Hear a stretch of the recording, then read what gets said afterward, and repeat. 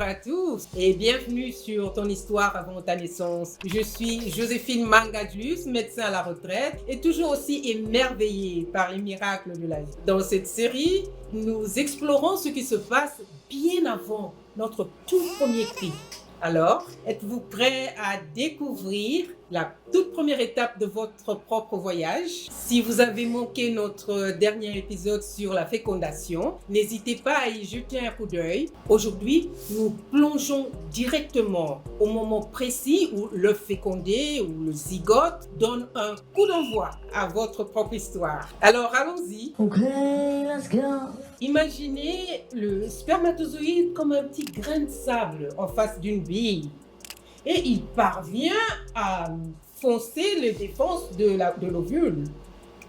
Et juste après ça, l'ovule se renferme comme une porte à code secret. Cette réaction est tellement rapide, précise, ça empêche d'autres spermatozoïdes d'arriver et pénétrer. Pensez-y comme à la porte d'une soirée où dès que le premier invité franchit le seuil, les portes se verrouillaient et un gros mot affiché en criant « complet ».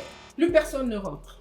Alors ça, c'est un peu ce qui se passe pendant la fécondation. Maintenant, regardons-les ensemble, de plus près. L'ovule et le spermatozoïde. Vous voyez que l'ovule est beaucoup plus large que le spermatozoïde. Mais malgré leur différence de taille, les deux sont indispensables. Sans l'un, il n'y a pas d'union, il n'y a pas de nouvelle vie. Quand l'union est scellée, nous obtenons une cellule unique. C'est le zygote. Tenez-vous bien, c'est la toute première étape de l'embryon. Cette cellule est petite. Le zygote est tout petit. Il mesure 1/10 de millimètre. 1 millimètre, c'est un peu comme ça. Mais là, 1/10, on ne peut pas le voir à l'œil nu. Il faut utiliser un microscope. Et malgré cela, il a tout ce qu'il faut, toute l'information nécessaire pour donner naissance à un être humain complet, complexe et unique. Imaginez un livre de recettes très détaillé, mais à la fois complexe et très bien organisé, parfaitement organisé et écrit en alphabet microscopique. Maintenant, le zygote a votre recette faite d'un mélange unique d'ingrédients biologiques obtenus moitié de votre père et moitié de votre mère. Pas mal, hein? Maintenant, parlons de ces ingrédients biologiques. Ce sont les informations génétiques, c'est le patrimoine génétique, c'est l'ADN. L'ADN, c'est le plan directeur avec beaucoup de messages codés pour dire à notre corps comment se bâtir et comment fonctionner. C'est notre mode d'emploi personnel.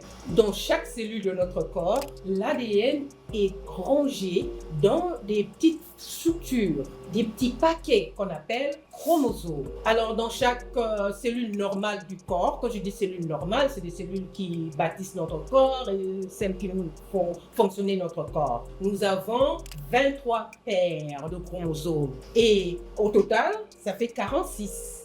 23 vient du père et 23 vient de la mère. Dans les cellules spécialisées dans la reproduction, ovules et spermatozoïdes contiennent seulement 23 chromosomes simples et c'est pas en paire. Le spermatozoïde emmène 23 et l'ovule emmène 23 aussi pour reconstituer les 46 chromosomes. C'est un peu comme réunir les deux moitiés d'une carte au trésor.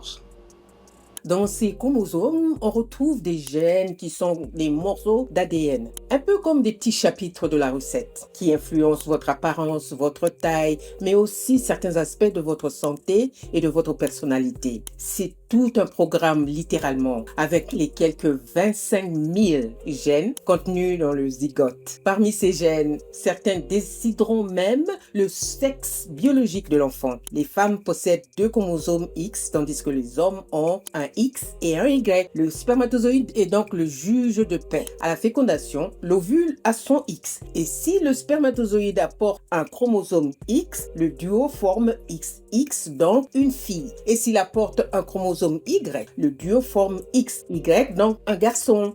C'est fascinant, non?